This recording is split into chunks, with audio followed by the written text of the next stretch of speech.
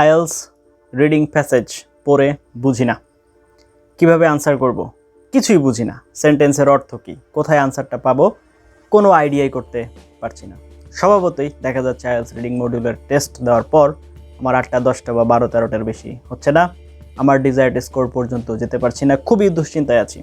কি করা যায়, মানে ফ্রাস্ট্রেশন এখন আর বাদ ভাঙা ফ্রাস্ট্রেশন হয়ে যাচ্ছে। আমি আর এখন কন্ট্রোল করতে পারছি না নিজেকে, অথবা রিডিং মডিউল করতে যে অল্প একটু করার পর কিছুক্ষণ রিডিং প্যাসেজ পড়ার পর মাথা গরম হয়ে যায়, আর করতে ভালো লাগে না, মানে আউট অফ কন্ট্রোলে চলে যায় সব। এই ধরনের যে কোনো সমস্যার ভিতরে যদি আপনি থেকে থাকেন তাহলে আজকের লেসনটি শুধুমাত্র এবং আপনারই জন্য। Welcome to my channel IELTS care. আমার চ্যানেলে আপনাদেরকে স্বাগতম। আমি চেষ্টা করছি আমার এই চ্যানেলকে আইএলসের জন্য ওয়ান স্টপ সার্ভিস হিসেবে তৈরি করার জন্য। আপনার আইএলস রিলেটেড যে কোনো ধরনের সমস্যার সমাধান যেন আপনি এই চ্যানেলে এসে পেয়ে যান, সেভাবেই আমি তৈরি করছি আমার চ্যানেলকে ডেভেলপ করার জন্য। আমি স্টেপ বাই স্টেপ লেসন দিয়ে যাচ্ছি। আপনার যদি কোনো বিশেষ প্রয়োজনীয়তা থাকে তাহলে দয়া করে আমাকে কমেন্টে জানাবেন, আমি চেষ্টা করব প্রায়োরিটি বেসিস ওই টপিকে আগে ভিডিও মেক করার জন্য। আজকের যে আলোচনা সেটা হচ্ছে আইএলস রিডিং মডিউলের যে প্যাসেজ, এটা পড়ে বুঝি না। আপনি একাডেমিক হন এবং আপনি জেনারেল ট্রেনিং হন, যেই হন না কেন, কারণ আপনি যদি অলরেডি আইএলস রিডিং মডিউল সম্পর্কে জেনে থাকেন তাহলে আপনি জানেন যে আপনার প্রশ্ন পড়ে ভালো করে বুঝতে হবে এবং প্যাসেজে যে ওই তথ্যটা কোথায় আছে সেটা খুঁজে বের করতে এবং তারপর আপনার আনসার ডিসাইড করতে হবে। যদি আপনি এটা না জেনে থাকেন দয়া করে আমার প্লেলিস্টের আইএলস রিডিং মডিউলের যে কোয়েশ্চেন প্যাটার্ন রিলেটেড যে লেসনগুলো আছে দয়া করে সেগুলো দেখে আসবেন।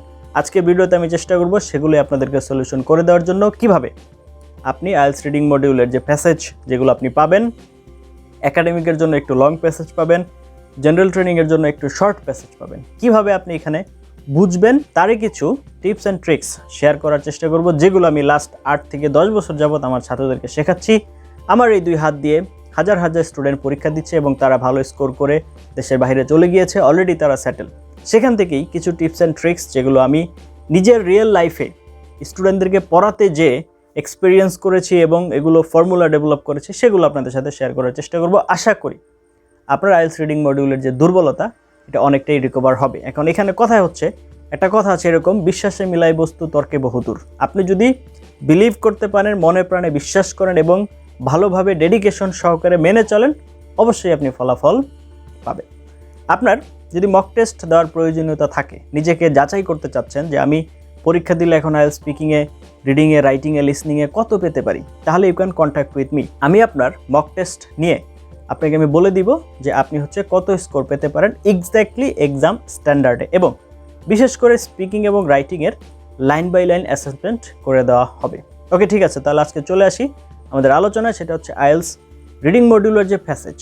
এখন দেখুন, এটা ক্লিয়ার করার জন্য আমাদের একটু পিছনে আসতে হবে। পিছনে কি, আপনি যদি আমার নিজেকে প্রশ্ন করি যে আমরা ইংরেজি টেক্সট বুক ছাড়া, আমরা যে স্কুল কলেজ ইউনিভার্সিটিতে পড়াশোনা করেছি, আমাদের যে টেক্সট বুকগুলো ছিল, বোর্ড বুকগুলো ছিল আপনার ইংরেজির, এর বাহিরে আমাদের লাইফে আজ পর্যন্ত কয়টা ইংরেজি বই আমরা পড়েছি?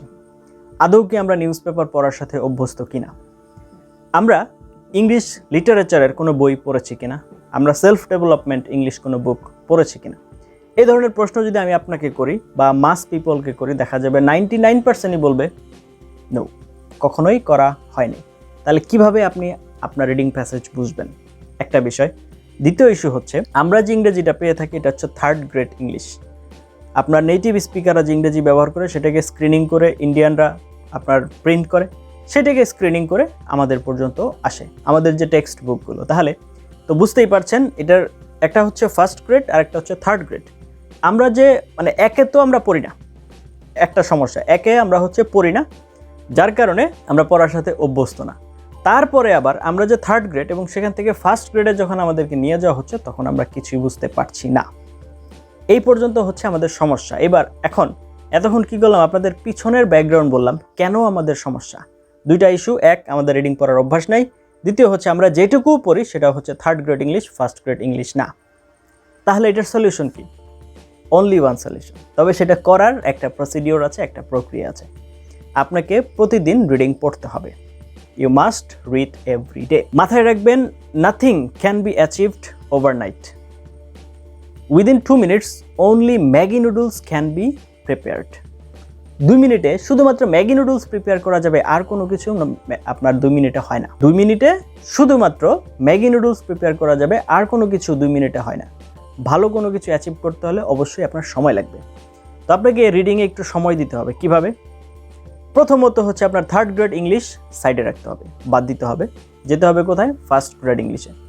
আপনি ইংলিশ যে কোনো নিউজ পেপার, ইংলিশ যে কোনো জার্নাল, ইংলিশ যে কোনো ম্যাগাজিন, ইংলিশ যে কোনো রিসার্চ পেপার, যেহেতু আমি আপনাদেরকে অলরেডি আইএলস রিডিংয়ের যে ওভারভিউ ক্লাসটা আছে ওখানে বলেছি যে একাডেমিক হোক এবং আপনার হচ্ছে জেনারেল ট্রেনিং হোক, যেখানেই আপনি যান না কেন ওইখানে আপনার মূল কথাটাই হচ্ছে রিসার্চ পেপার। এখন সেটা যে কোনো টপিক রিলেটেড হতে পারে, কিন্তু আপনি যে আপনার প্যাসেজটা পাবেন সেটা অবশ্যই রিসার্চ পেপার হবে। তো সেক্ষেত্রে আপনার রিসার্চ পেপার পড়ার অভ্যাস আপনার ভিতরে তৈরি করতে হবে। তো সর্বপ্রথম মূল ফান্ডামেন্টাল হচ্ছে আপনাকে প্রতিদিন পড়ার অভ্যাস তৈরি করতে হবে। আচ্ছা, এখন পড়ার সিস্টেমটা কি হবে সেটাতে আসি।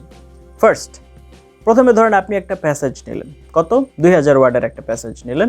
তো এইবার প্রথম থেকে শেষ পর্যন্ত আপনি সম্পূর্ণটা পড়েন, জোরে জোরে উচ্চারণ করে রিডিং পড়ে যান শুরু থেকে শেষ পর্যন্ত। ফার্স্ট টাইম দেখবেন এর মধ্যে অনেকগুলো ওয়ার্ড আছে আপনি চেনেন না, বা সেগুলো আপনি কখনো এর আগে ফেস করেন নাই, বা এই ওয়ার্ডগুলো টোটালি আপনার কাছে আননোন এবং এগুলোর অর্থ আপনি জানেন না। এবার আপনি কি করেন?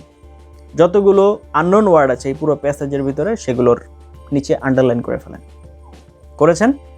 এইবার এই ওয়ার্ডগুলোর অর্থ বের করে ওই নিচে টুকে ফেলেন, গুগল থেকে জাস্ট এগুলোর অর্থগুলো টুকে ফেলছেন। এইবার সম্পূর্ণটা আবার রিডিং পড়েন। প্রথমবার টোটালটা রিডিং পড়বেন, দ্বিতীয়তে হচ্ছে যতগুলো আননোন ওয়ার্ড আছে সেগুলো মার্ক করবেন, তৃতীয়ত হচ্ছে গুগল থেকে ওই ওয়ার্ডগুলোর মিনিংগুলো এটার সাথে লিখে ফেলবেন, চতুর্থত হচ্ছে আবার প্রথম থেকে শেষ পর্যন্ত জোরে জোরে উচ্চারণ করে পড়বেন, চতুর্থ পঞ্চম মানে আরও 2বার, শেষে হচ্ছে আরও 2বার জোরে জোরে উচ্চারণ করে প্রথম থেকে শেষ পর্যন্ত পড়বেন।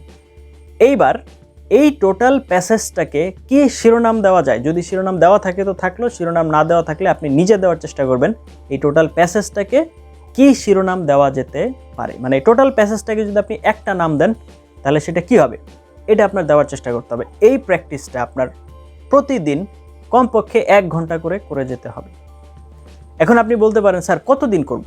দেখুন, কতদিন করবেন তার একটা আপনাকে আমি বলে দিচ্ছি। মনে করেন আপনি প্রথম দিকে যখন শুরু করবেন, ধরেন আজকে ফার্স্ট ডে, আজকে শুরু করলেন, খেয়াল করে দেখবেন 2000 ওয়ার্ডের ভিতরে অলমোস্ট 30 থেকে 40% ওয়ার্ড হয়তো আপনার অপরিচিত। যেদিন এই ওয়ার্ড 10%-এর নিচে চলে আসবে, যে ধরেন 2000 ওয়ার্ডের একটা প্যাসেজ নিয়েছেন, সেটা পড়ার সময় আপনি হচ্ছে যে কয়টা ওয়ার্ড পেয়েছেন সেটা মানে যতগুলো নিউ ওয়ার্ড পেয়েছেন সেটা হচ্ছে 10% নিচে। দ্যাট মিনস 2000 ওয়ার্ডের ক্ষেত্রে আপনার 20 ওয়ার্ডের নিচে, পুরা 2000 ওয়ার্ডের ভিতরে মাত্র 20টা ওয়ার্ড বা তার নিচে হচ্ছে আপনার কাউন্ট, যেগুলো আপনি চেনেন না বা নতুন আসছে, বাকি সবগুলো আপনি চেনেন। তার মানে হচ্ছে আপনি মোটামুটি এখন আইএলস রিডিং প্যাসেজ করার মতো অবস্থায় আসছেন। আদারওয়াইজ আপনাকে এই প্র্যাকটিসটা চালাই যেতে হবে। কত? 1000 ওয়ার্ডের একটা প্যাসেজ নেবেন, প্যাসেজ পড়ে যতক্ষণ পর্যন্ত আপনার আননোন ওয়ার্ড 10%-এর নিচে না আসতেছে ততক্ষণ পর্যন্ত আপনার এই প্র্যাকটিস চালাই যেতে হবে, যতদিন পর্যন্ত না আসতেছে। তো যখন এটা 10%-এর নিচে চলে আসবে তার মানে অলরেডি আপনি এখন 5.5 6 পাওয়ার উপযুক্ত হয়ে গিয়েছেন। এখন এটাকে সামনে এগিয়ে নিয়ে যাওয়া আপনার কাজ। তো আমি আপনাকে সলিউশন দিয়ে দিলাম যে আপনি রিডিং প্যাসেজ পড়ে বুঝতে পারছেন না, এখন আপনার কি করতে হবে? সিম্পল কাজ, পড়তে হবে। পড়ার ক্ষেত্রে একটা আপনার স্ট্র্যাটেজি বলেছি, এই স্ট্র্যাটেজি যদি আপনি ফলো করতে পারেন তাহলে আপনার রিডিং নিয়ে কোনো সমস্যা থাকবে না। মাথায় রাখবেন, আপনি সারা রাত ওয়াজ শুনলেন কিন্তু সকালবেলা ফজরের নামাজ পড়লেন না, দ্যাট মিনস ওয়াজ শুনলাম, নসিহত শুনলাম কিন্তু তার আমল করলাম না, কোনো লাভ হবে না। সুতরাং এতক্ষণ ধরে মনোযোগ দিয়ে শুনেছেন তার জন্য আপনাকে অনেক এবং অনেক ধন্যবাদ। আমি খুশি হব আপনি যদি এখন এই পদ্ধতিটা আপনার রিয়েল লাইফে ইউজ করেন এবং আপনার রিডিং স্কিলকে ইমপ্রুভ করেন, তাহলে আমার এই পরিশ্রম সার্থক। এতক্ষণ পর্যন্ত সাথে ছিলেন তার জন্য অনেক এবং অনেক ধন্যবাদ। আশা করি এই লেসনটি আপনার জন্য সামান্যতম হলেও আপনার উপকার করতে আমি সক্ষম হয়েছি। দয়া করে আপনার ফ্রেন্ডস অ্যান্ড ফ্যামিলির সাথে শেয়ার করতে ভুলবেন না।